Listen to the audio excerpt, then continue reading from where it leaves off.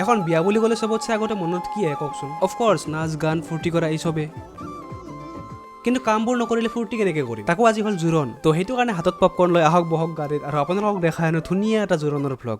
আজি ৰাতিপুৱাই উঠি এই দেখিলো যে ককাহঁতে গেটত কলগছ বান্ধি আছে। কামটো প্ৰায় হ'লেই, তো সেইটো কাৰণে মই আৰু বেছি নালাগো। ইহঁতৰ ঘৰটো আৰু পাহাৰৰ ওপৰত যে, তো অলপমান প্ৰব্লেম নোহোৱাও নহয়। পিছে পাহাৰৰ ওপৰত থকা মজা এটাও আছে। কিছুমান এনেকুৱা ভিউ পইণ্ট আছে য'ৰ পৰা গোটেই গুৱাহাটী দেখা পোৱা যায়। সময় পালে কেতিয়াবা নিশ্চয় দেখুৱাম। কলগছ কেইডাল বান্ধা হোৱাৰ পিছত ককায়ে শৰমালাডাল বনোৱাত লাগিল। তাৰপিছত এডাল বান্ধা হোৱাৰ পিছত আমাৰ কলগছৰ কামখিনি কমপ্লিট হৈ গ'ল। পিছে গাড়ীৰ আগত দিবৰ কাৰণে সৰু সৰু কলপুলি লাগিব নহয়, সেইবাৰ সেয়াই কাটিব আহিছো।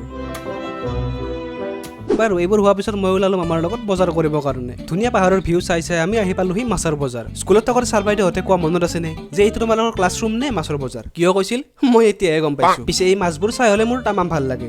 যদি আপোনালোকৰ ধুনীয়া মাছৰ গোন্ধৰ আমেজ ল'বৰ ইচ্ছা নাই, তেতিয়াহ'লে কিন্তু মাছ এখন আনিব নাপাহৰিব। মই সদায় পাহৰো, সেইটো কাৰণে ধুনীয়া গোন্ধ নাকত লাগিয়ে থাকে। বাৰু যিয়েই নহওক, মাছ কিনিলৈ আমি চিধা আহি পালোহি মিঠাইৰ দোকানত। আহি দেখিলো এইটো কি? মই বোলো মাছটো মিঠাইৰ লগত কিয় দিছে? পিছতহে গম পালো মিঠাই দিয়ে মাছ বনাই দিছে। টেলেণ্টৰ অভাৱ একেবাৰে নাই। বাৰু এইবিলাক বাদ দিয়ক, এতিয়া টাইম হৈ গ'ল জোৰণত যোৱা। পটাপট ৰেডি হৈ মই ওলালো ঘৰৰ পৰা আৰু লগত আনিলো এইটো। ঠেট বেয়া বস্তু একো নহয় অ', যিটোহে গৰম কম ঘাম ওলাবনে, আৰু সেই ঘামৰ লগত যুঁজিবৰ কাৰণে ময়ো মোৰ সৈন্য লৈ আহিছো। আমি সকলোৱে আহি ৰেডি হৈ ৰখি আছিলো, কিন্তু এতিয়ালৈকে গাড়ীহে আহি পোৱা নাছিল। প্ৰায় 1 ঘণ্টামান এই গৰমখনত ৰখাৰ পিছত কিবাকে যেন গাড়ীখন আহি পালে। লেডিজ মানুহখিনি যাব ট্ৰেভেলাৰখনত। ৰ'ব যোৱাৰ আগত মুখখন এবাৰ চাফা কৰি লওঁ। বঢ়িয়া। মই কৈ আছিলো যে লেডিজখিনি যাব ট্ৰেভেলাৰখনত, জ্যেষ্ঠ মানুহখিনি যাব বলেৰ'খনত, আৰু মই যাম এইখনত। আৰম্ভ কৰিলো আমি যাত্ৰা কইনা ঘৰৰ দিশে জোৰণ লৈ। ৰাস্তাত সোণাৰু গছৰ মনোমোহাৰ দৃশ্য উপভোগ কৰি কৰি আমি পাওঁহি মিৰ্জা। ইয়াত আকৌ আহি পাই চিপছ কিনি খাই মেলি আমি চিধা পাওঁহি কইনাৰ ঘৰ।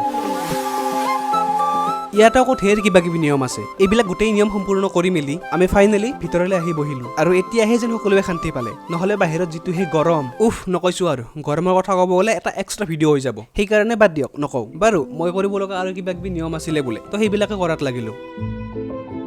তাৰপিছত আমাক মাতিলে চাহ খাবৰ কাৰণে। গৰম যিমানে নিদিয়ক চাহকাপ হ'লে এৰাত নাই। চাহকাপ খাই উঠি বম টোপনি লাগিল মোৰ টোপনি লগা দেখি আইতাজনীয়ে ক'লে লোৱা বাবা বুটেই খোৱা। তিয়হ আছে, বঢ়িয়া। এতিয়া তিয়হ বুট খাই টোপনি ভাঙি আছিলোৱে, সেনেতে লগ পালো এই মৰম লগা টিকলুটোক। ইয়াৰ লগত অলপমান খেলি বাহিৰত আহো যে কি কৰিব লাগে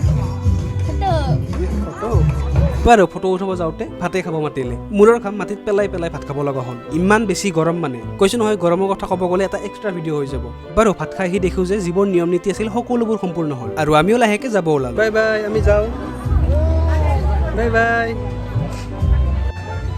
এখন গাড়ী গ'লেই, আৰু এইবাৰ মই যাব লাগিব এই ট্ৰেভেলাৰখনত। মানে আমি যিখনত আহিছিলোঁ সেইখন ঘূৰি নাযায়।